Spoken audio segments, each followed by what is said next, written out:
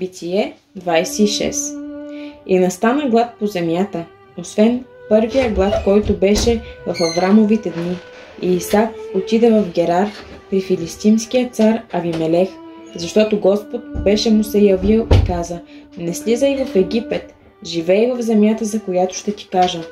Остани в тази земя и аз ще бъда с теб и ще те благословя, защото на теб и на потомството ти ще дам всички тези земи в утвърждение на клетвата, с която се заклех на баща ти Аврам, и ще умножа потомството ти като небесните звезди, и ще дам на потомството ти всички тези земи, и в твоето потомство ще се благославят всички народи на земята.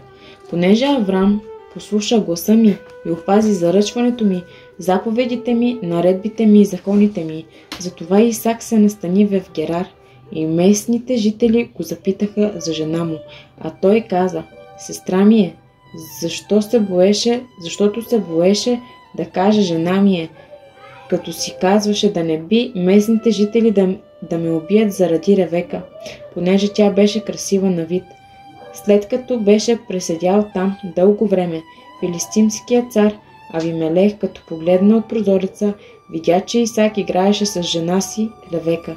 Тогава Авимелех повика Исак и каза: ето, тя наистина ти е жена. А защо ти каза, сестра ми е? Исак му отговори: защото си казах да не би да бъда убит заради нея. И Авимелех каза: какво си сторил с нас? Лесно можеше някой от народа да лежи с жена ти и ти щеше да ни навлечеш грях. Затова Авимелех заповяда на целия народ: който докачи този човек или жена му, непременно ще бъде умъртвен.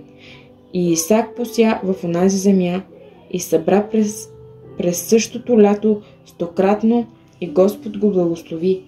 Човекът се възвеличаваше и продължаваше да става велик, докато стана много велик. Той придоби овце, придоби и говеда и много слуги, а филистимците му завиждаха. И филистимци се затрупаха и напълниха с пръст всички кладенци, които бащините му слуги бяха изкопали в дните на баща му Аврам. Тогава Авимелех каза на Исак: иди си от нас, защото си станал много по-силен от нас. Затова Исак си отида оттам, разпъна шатрите си в Герарската долина и там живееше. Исак изкопа отново водните кладенци, които бяха изкопани в дните на баща му Аврам, защото филистимците ги бяха затрупали след Аврамовата смърт, и ги нарече по имената, с които баща му ги беше нарекал. И Исаковите слуги копаха в долината и намериха там кладенец с течаща вода. Но герарските говедари се караха с Исаковите говедари, като казваха: водата е наша. Затова Исак нарече кладенеца Есен, понеже се караха за него. После изкопа друг кладенец, но и за него се караха, затова го нарече Ситна. Тогава той се премести оттам и изкопа друг кладенец, и за него не се караха, и го нарече Ровот, като казваше: защото сега Господ ни даде просторно място и ние ще се наплодим в тази земя. Тогава оттам отида в Вирсавее. Господ му се яви през същата нощ и каза: аз съм Бог на баща ти Аврам. Не бой се, защото аз съм с теб. Ще те благословя и ще умножа твоето потомство заради слугата ми Аврам. И той издигна там жертвеник и призова Господното име. Разпъна и шатрата си там, и там Исаковите слуги изкопаха кладенец. Тогава Авимелех отиде при него от Герар с приятеля си Оховат и военноначалника си Филох. Исак им каза: защо сте дошли при мен, като ме мразите и ме изпъдихте измежду вас? А те отговориха: видяхме явно, че Господ е с теб, и си казахме: нека се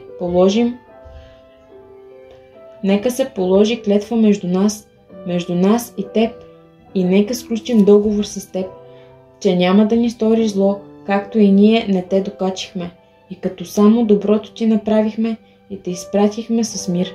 сега виждаме, че ти си благословен от Господа.